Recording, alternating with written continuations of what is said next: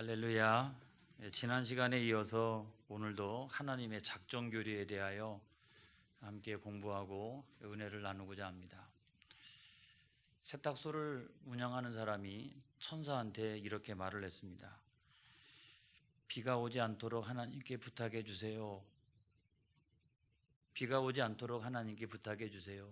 그랬더니 그 옆에서 듣고 있던 농부가 화를 내면서 비가 오지 않으면 어떡하느냐고, 농작물이 다 죽는데 말도 안 되는 소리를 하지 말라고.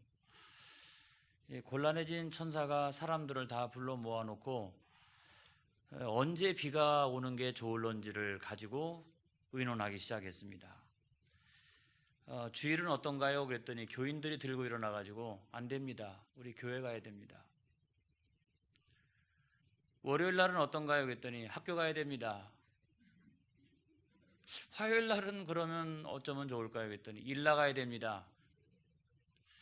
수요일 날 내리게 하면 얼마나 좋을까요? 했더니 그때는 빨래를 해야 됩니다. 이렇게 얘기하고 목요일 날도 안 된다는 거예요. 금요일 날도 안 된다는 거예요. 그리고 토요일 날도 안 된다는 거예요. 그래서 모든 사람들이 모여가지고 결론을 내기를 그냥 하나님께 맡기는 게 좋겠다. 할렐루야. 그래서 하나님의 자유의지에 맡겼다라고 하는 이야기예요. 여러분, 우리가 이 작정교리에 대하여 함께 공부하고 있습니다만은 그 하나님의 작정의 출발점은 뭐냐? 하나님의 작정의 모든 출발점은 뭐냐? 그거는 하나님의 자유의지입니다. 할렐루야. 무슨 동물들처럼 본능에다 맡기는 것도 아니고 또는 무슨 기계들처럼 이렇게 어떤 필연적으로 어떤 것에 맡기는 것도 아니고 하나님의 모든 작정은 그 하나님의 완전하시고 또 지혜로우신 그 자유의지에 맡기는 것이다. 여러분, 오늘 성경 말씀에도 마찬가지죠. 빌립보서 2장 13절에 있는 말씀에 보니까 너희 안에서 행하시는 이는 하나님이시니 자기의 기쁘신 뜻을 위하여 너희에게 소원을 두고 행하게 하시나니. 여기도 보면 자기의 기쁘신 뜻을 위하여 하나님의 뜻대로, 하나님의 기쁘신 뜻대로 모든 것들을 작정하신다. 하나님은 만사와 만물과 모든 인간을 통하여서 하나님은 자기의 자유의지대로 모든 것들을 작정하신다. 이런 말씀이에요. 여러분, 우리가 시계를 보게 되면 그 시계 안에 톱니바퀴 같은 게 있습니다. 근데 이 톱니바퀴가 서로 물려서 돌아가는데 서로 반대 방향이에요. 이 반대 방향으로 이렇게 돌아가지만 그래도 그것을 만든 그 사람의 뜻대로 시간을 우리들에게 알려주고 그 다음에 종을 쳐주고 그렇게 하고 있는 것을 볼 수가 있어요. 이것처럼 세상의 모든 일도 마찬가지다. 그래서 어떤 일은 정말 하나님의 뜻대로 이루어지는 것 같은 그런 일도 있고, 또 어떤 일은 하나님의 뜻과는 정반대되는 그런 일도 세상에서는 일어나고, 또는 사람도 마찬가지잖아요. 어떤 사람은 선한 사람도 있고 또 어떤 사람은 악한 사람도 있고, 이쪽을 향해서 가는 사람도 있고 저쪽을 향해서 가는 사람도 있고, 별별 사람들이 다 많이 있어도 결국은 하나님의 기쁘신 뜻대로 하나님께서 작정하신 대로 모든 것들이 이루어진다. 이거를 여러분 믿으시기를 주님의 이름으로 축원합니다. 하나님께서 언제 작정하셨을까? 하나님께서 언제 작정하셨을까? 그거는 영원 전에 하나님이 작정하셨대요. 성경에 보면 그 많은 구절에서 그와 같이 나와 있어요. 이거를 우리가 하나님의 작정의 어떤 영원성이라고 말한다. 하나님의 작정은 영원 전에 하나님께서 하신 것이다. 우리가 성경을 한번 찾아보도록 하겠습니다. 에베소서 3장 11절, 에베소서 3장 11절. 오늘 기현이가 없어서 느린 것 같아요.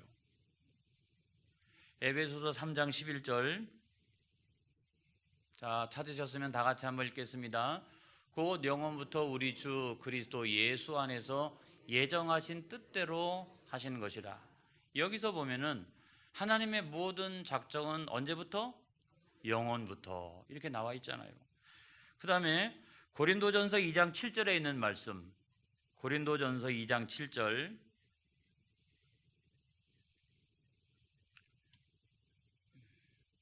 고린도전서 2장 7절에 있는 말씀. 자, 앞을 보고서 다 같이 한번 읽어보겠습니다. 오직 은밀한 가운데 있는 하나님의 지혜를 말하는 것으로서 곧 감추었던 것인데 하나님이 우리의 영광을 위하여 그 다음 만세전에 미리 정하신 것이라. 그래서 하나님의 작정에 그 기원은 뭐냐? 영원전부터. 그런 것을 우리가 영원성이라고 말한다. 그러니까 모든 것들은 하나님께서 영원성을 가지고 영원전에 작정하셨어요. 그런데 이 작정하신 것이 시간적으로 나타나는 것은 각각 달라요. 그렇죠? 하나님이 작정하신 것은 다 동시성을 가지고 있잖아요. 이것도 영원전부터 저것도 영원전부터 뭐 어떤 것도 다 영원전부터 작정을 했다라고 하면 영원전에 작정했다라고 하는 것은 다 동시적이에요. 그렇죠? 그런데 그것이 그 현상적으로 이렇게 나타날 때는 시간의 순서에 따라 가지고 그것이 무슨 뭐 고대 사회 때 나타나고 근대 사회 때 나타나고 이렇게 나타나는 것은 각각 다르다는 거예요. 여러분, 우리가 에베소서 1장 4절에 있는 말씀을 한번 보겠습니다. 자, 에베소서 1장 4절에 있는 말씀. 자, 앞에 또 나와 있습니다. 우리 다 같이 한번 읽어보겠습니다.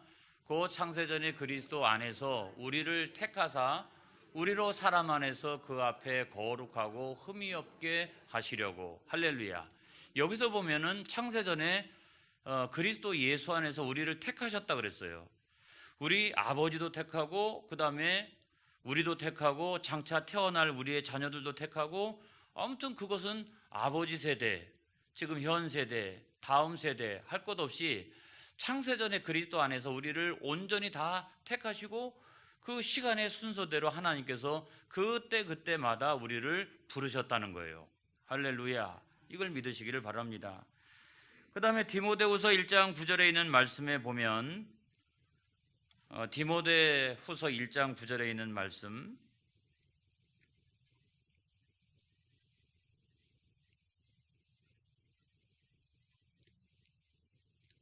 자, 또 한번 읽어보겠습니다. 시작. 하나님이 우리를 구원하사 거룩하신 소명으로 부르심은 우리의 행위대로 하심이 아니요 오직 자기의 뜻과 영원전부터 그리스도 예수 안에서 우리에게 주신 은혜대로 하심이라.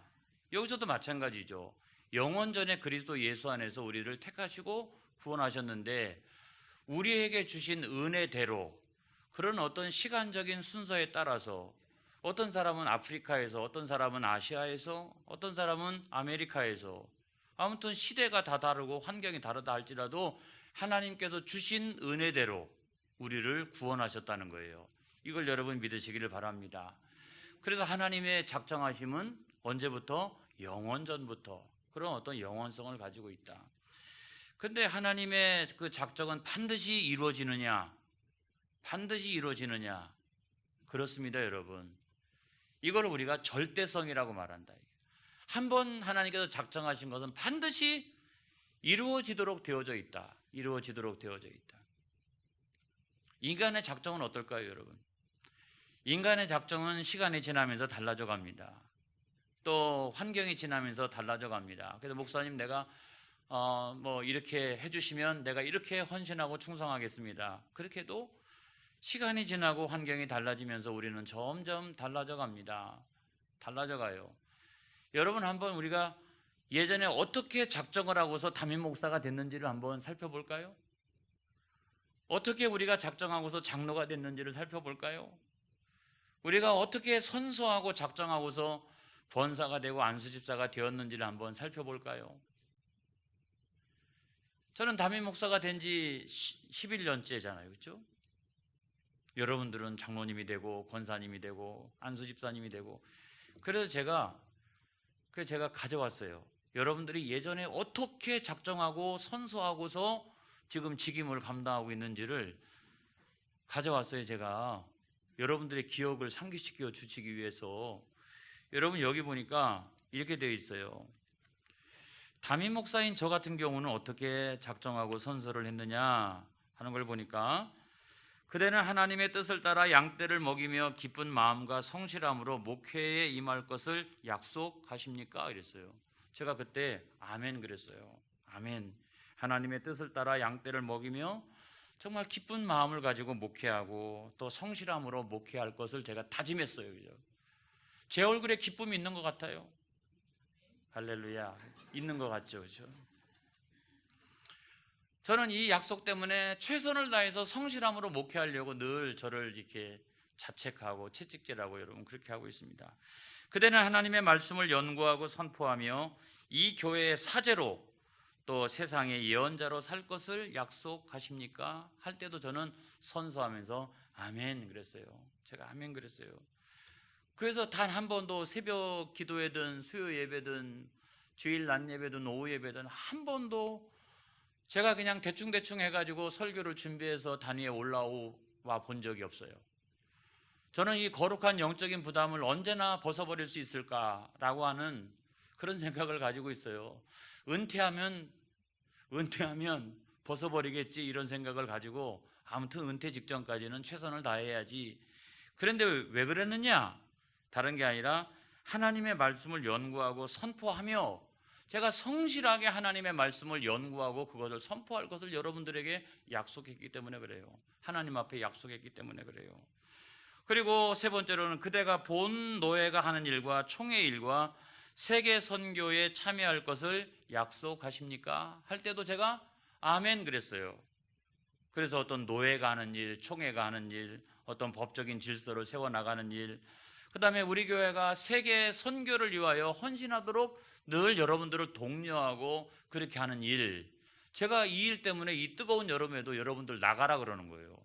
근데 여러분들만 나가라 그러면 여러분들이 볼멘 소리를 할 거예요. 자기는 안 나가면서 이렇게 얘기할 거예요. 그래서 제가 어쩔 수 없이 말이죠. 어쩔 수 없이 제가 굉장히 바쁘지만 그래도 가장 먼저 1번 타자로 제가 나가는 이유가 거기 있어요. 그래서 목사님도 나가고 우리도 나가고 다 나가고, 그건 뭐냐면 제가 하나님 앞에서 세계 선교와 전도하는 일에 제가 손을 내밀고 하나님 앞에 선서하고 약속을 했기 때문에 그렇다. 제가 그와 같은 약속을 할 때 여러분들은 어떻게 했느냐? 저만 약속한 게 아니에요. 여러분들은 어떻게 했느냐? 여러분들은 목사님을 여러분의 담임 목사와 사제로 정중히 맞이할 것을 약속하십니까? 그랬을 때 여러분들은 전부가 일어나가지고 아멘 그랬어요. 여러분들 저한테 정중하게 대해야 합니다. 여러분 안 그러면 안 돼요. 여러분들이 이미 약속하셨어요. 여러분은 목사님을 존경하고 그분의 영적인 치리에 순종할 것을 약속하십니까? 아멘. 여러분들은 그 이전에도 여러분들은 약속하셨어요. 저를 존경하고 영적인 치리에 순종할 것을 여러분들이 약속했다고요. 여러분은 본 교단 총회의 규정을 잘 지키며 항상 목사님에게 사랑과 기도로 후원할 것을 약속하십니까? 할 때도 여러분들은, 저는 잘 기억이 안 나지만 목청껏 아멘 여러분들이 그렇게 했어요. 그렇게 하고 있는지, 그렇게 하고 있는 것 같긴 해요. 그렇죠? 그 다음에 우리 장로님들은 어떻게 했느냐? 장로님들은 뭐라고 그 약속을 했냐면, 그대는 본교회의 시무장로직을 받아 교인을 대표하여 주님의 몸된 교회를 성심껏 받들겠습니까? 그때 아멘 그랬어요. 아멘. 성심껏. 그러니까 마음을 다하여 그렇게. 그대는 신앙생활과 일상생활에서 교인의 모범이 되어 주님의 영광을 드러내도록 노력하시겠습니까? 할 때도 아멘 했어요. 그래서 장로님들은 일상생활에서도 마찬가지고 신앙생활에서도 교우들에게 모범이 되어야 합니다. 왜냐하면 하나님과 교우들 앞에서 약속했기 때문에 그래요. 그대는 교인의 대표로서 목사를 도와 교인들을 지도하고 가르치며 우리 교회가 하나님의 선교 사역을 이루어가도록 헌신하시겠습니까? 할 때도 약속을 했어요. 목사를 돕겠다. 그리고 교인들을 잘 지도하고 가르치고, 그러면 온 교회가 전도하고 선교하는 일에 매진할 수 있도록 그렇게 하겠다 그랬어요. 그랬더니 장로님들이 아멘 그랬어요. 아멘. 그 약속을 잘 지키고 있는지 잘 지키고 있는 것 같아요. 할렐루야. 그래서 여러분들 이 중에 안수 집사님들이나 권사님들, 야, 담임 목사님 그렇게 약속하셨고 장로님도 그렇게 약속했으니까 우리는 없겠지. 여러분 있어요. 제가 아주 오늘은 작정해가지고 찾아서 왔어요. 여러분 여기 보니까 여러분들은 어떻게 약속했느냐? 여러분은 본교회의 권사 안수 집사직을 받아 주님의 몸된 교회를 성심껏 받들어 섬기겠습니까? 그랬더니 아멘 그랬어요. 그랬으니까 권사님 됐죠. 안 그랬으면 탈락됐을 거예요. 그랬으니까 안수 집사님 됐죠. 여러분은 교인들의 신앙생활을 돌보고 권면하며 우리 교회가 하나님의 선교 사역을 이루어가도록 헌신하시겠습니까? 그럴 때도 여러분들은 아멘 했어요. 물질을 드리고 시간을 드리고 나의 건강을 들여서 세계 선교를 위하여 열심히 헌신하겠다고 여러분들은 약속하고 있어요. 그 약속이 시간이 지났습니다. 환경이 달라졌습니다. 얼마나 여러분들이 지키고 있나요? 저는 얼마나 지키고 있나요? 근데 생각해 보면 시간의 지남에 따라서 환경이 달라짐에 따라서 우리는 끊임없이 작정한 것이 변해갑니다, 여러분. 그런데 하나님께서는 그 작정하신 것이 한치의 오차도 없이 절대로 변함이 없으시다. 왜냐하면 우리는 믿음이 부족하고 지혜가 부족하고 열심이 부족하고 능력이 부족해서 그 작정한 것을 이루지 못하지만 하나님께서는 지혜가 완전하시고 할렐루야 능력이 절대적이시고 그러시기 때문에 한치의 오차도 없으시게 하나님은 작정하신 것을 이루어 가신다. 이걸 여러분 믿으시기를 바라요. 웨슬리, 이 감리교를 창시했던 그 요한 웨슬리를 우리가 알고 있습니다. 어느 날 그 다른 마을에 전도하러 갔습니다. 막 가는데 비가 내려요. 비가 내리고 그때는 마차니까 비가 내리니까 막 그 땅이 진흙탕이 되어지고 마차가 거기에 빠지게 되었습니다. 마차가 이렇게 앞으로 나가질 못하는 거예요. 사람들이 내려가지고 뒤를 밀고 이래도 깊이 빠져가지고 이 마차가 앞을 향해서 못 나가는 거예요. 내려가지고 모든 사람이 내려가지고 날씨가 갤 때까지 그 바깥에 서서 기다리고 있었습니다. 쭉 이제 서서 마차를 바라보면서 기다리고 있었는데 저쪽에서 남루한 옷을 입고 또 몰골이 아주 형편없는 어떤 한 농부가 저쪽에서 걸어오다가 사람들이 마차를 보고서 구경하고 있으니까 자기도 옆에 서가지고 같이 구경을 했어요. 마침 웨슬리 옆에 서 있다가 이 사람이 뭐라고 얘기했냐면 나는 사실은 농부인데 이번 연도에 농사를 망쳤습니다. 그래서 주인에게 수장료도 제대로 내지 못하고 그 다음에 돈이 없으니까 다른 사람들에게 빚을 져서 저도 빚이 많습니다. 그리고 동네에서 쫓겨나게 생겨가지고 지금 내 아내와 아이들을 데리고서 어디로 가서 살아가야 될지 그것을 보러 다니고 있습니다 라고 얘기를 했어요. 그래서 웨슬리가 뭐라고 얘기했냐면 그 빚이 얼마인데요? 그럼 이 사람이 얼마입니다. 그렇게 이야기하는 순간 웨슬리가 깜짝 놀랐어요. 왜냐하면 자기 수중에 지금 가지고 있는 액수하고 똑같았기 때문에 그랬어요. 깜짝 놀랐어요. 이러면서 여기 하나님의 뜻이 있구나 생각하고서 그 돈을 그 농부한테 가난한 농부한테 주면서 당신은 나한테 감사할 것이 아니고 하늘에 계신 하나님을 찬양하시기 바랍니다. 비가 내리게 해서 나를 여기 멈추게 하고 당신을 만나게 하신 것은 하나님이십니다. 그 하나님을 찬양하세요 라고 이야기를 했다는 거예요. 이처럼 우리가 이와 같은 예화는 굉장히 많이 있습니다. 우리가 신앙생활하면서 이와 같은 간증도 굉장히 많이 있습니다. 하나님의 작정하심은 한치의 오차도 없으시다 라고 하는 사실을 여러분 믿으시기를 바랍니다. 그 다음에 하나님의 작정은 변경됨이 없어요. 그래서 우리가 이거를 뭐라고 얘기하느냐? 불변성이다. 변할 수도 없고 변하지도 않는다. 그래서 인간은 자기의 지혜도 부족하고 능력도 부족하니까 작정한 것이 변해지지만 하나님은 그 지혜와 능력이 완전하시니까 하나님은 조금의 변함이 없으시다. 변할 이유가 없죠. 왜냐하면 그 완전한 지혜를 가지고 그 완전한 능력을 가지고 작정하셨기 때문에 그 하나님의 작정하심은 오차도 없고 변함도 없으시다라고 하는 것을 여러분 믿으시기를 바랍니다. 욥기 23장 13절로부터 14절에 있는 말씀을 다 같이 한번 보겠습니다. 욥기 23장 13절로부터 14절에 있는 말씀입니다. 변경 불가, 변함이 없다는 거예요. 변함이 없다. 욥기 23장 13절로부터 14절까지 있는 말씀입니다. 14절까지 있는 말씀을 다 같이 한번 읽어보겠습니다. 그는 뜻이 일정하시니 누가 능히 돌이키랴. 여기까지 일단 하나님은 뜻을 정하시면 돌이킴이 없다는 거예요. 그 다음 그의 마음에 하고자 하시는 것이면 그것을 행하시나니, 그 다음 그런즉 내게 작정하신 것을 이루실 것이라. 이런 일이 그에게 많이 있느니라. 그래서 범사가 만물이 하나님께서 계획하신 그대로 변함이 없이 그와 같이 이루어진다라고 하는 말씀이에요. 이걸 우리가 하나님의 작정의 어떤 불변성이다, 이게 불변성이다라고 하는 말씀입니다. 여러분, 인간을 향한 구원도 마찬가지입니다. 하나님께서 작정하신 것은 변함이 없어요. 어떤 조건적이지 않아요. 이 조건 때문에, 환경 때문에 달라지지 않습니다. 자, 인간의 구원도 우리가 예를 들어서 설명해 보면 인간의 구원은 100% 하나님의 은혜입니다. 여러분, 인간의 구원은 그 구원이 절대로 조건적이지 않습니다. 사람의 무엇 때문에 달라지거나 그렇게 되어지지 않는다는 거예요.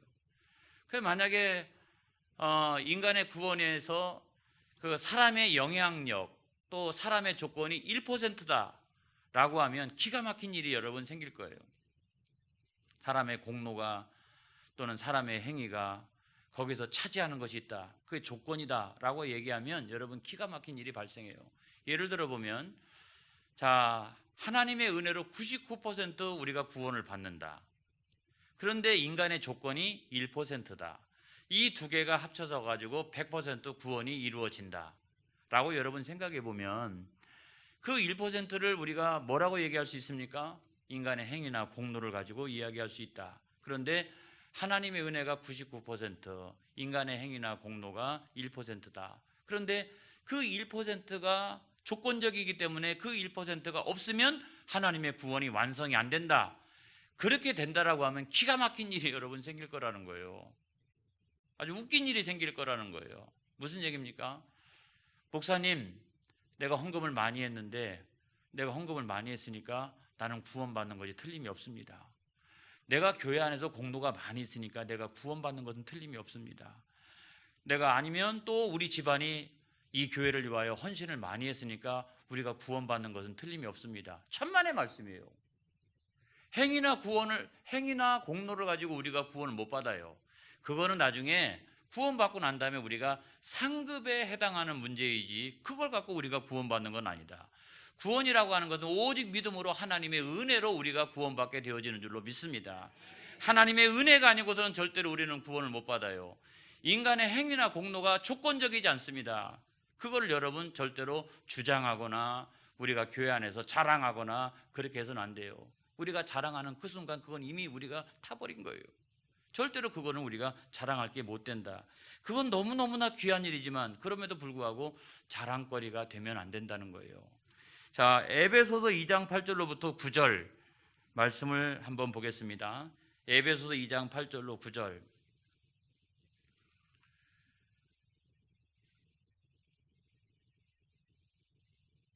에베소서 2장 8절로 9절까지 있는 말씀 다 같이 한번 읽어보겠습니다. 너희는 그 은혜에 의하여 믿음으로 말미암아 구원을 받았으니 이것은 너희에게서 난 것이 아니요 하나님의 선물이라. 그 다음, 행위에서 난 것이 아니니 이는 누구든지 자랑하지 못하게 함이라. 성경이 분명히 우리들에게 말씀해주고 있어요.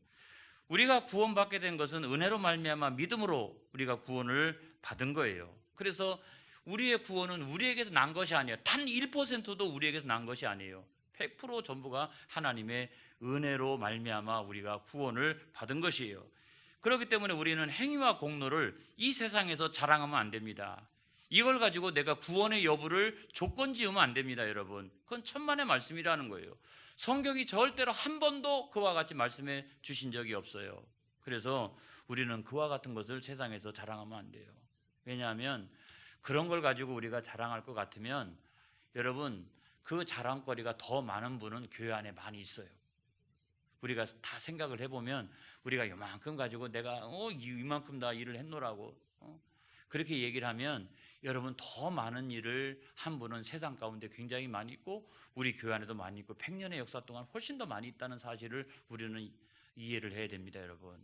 할렐루야. 그 다음에 하나님의 작정의 범위는 어떻게 되느냐?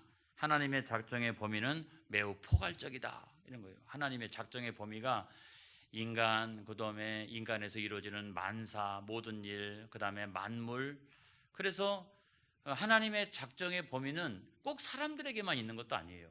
모든 만물과 만사 가운데 있다. 그래서 그거를 우리가 포괄성이라고 이야기를 한다. 포괄성이라고.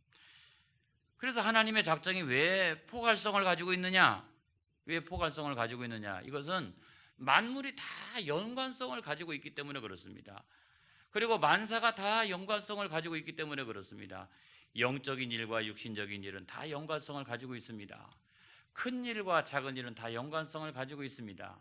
인간과 동물과 식물들은 다 연관성을 가지고 있습니다. 모든 것들이 다 연관성을 가지고 있다는 거예요.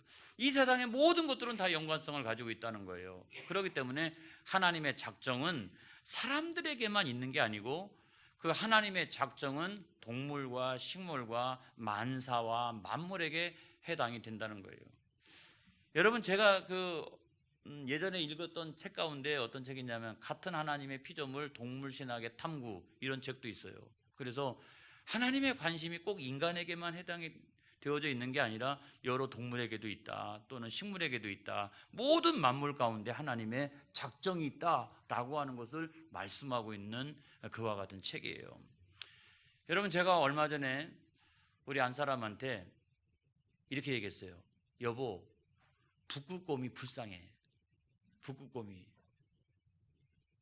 그 북극곰을 위해 가지고 월 1만 원씩 돈을 냈으면 좋겠어. 그래서 북극곰 그 먹이 사주기 운동, 여기에 동참했으면 좋겠어. 제가 이제 그런 이야기를 했던 이유는 제가 이렇게 TV를 보니까 이제 인간이 이제 잘못해 가지고 기후가 많이 변화가 되어져서 옛날에는 뭐 그 북극 얼마나 넓습니까? 여기를 뛰어다니면서 먹이를 잡으러 다니고 자기 새끼를 먹이고 막 이렇게 지냈는데 인간의 잘못으로 말미암아서 기후가 달라지면서 이제 얼음이 깨어지고 그 다음에 유빙 위에서 떠다닐 수밖에 없고 유빙과 유빙을 뛰어넘어 가지고 먹이를 찾으러 다녀야 되는 그런 환경이 되어진 거죠.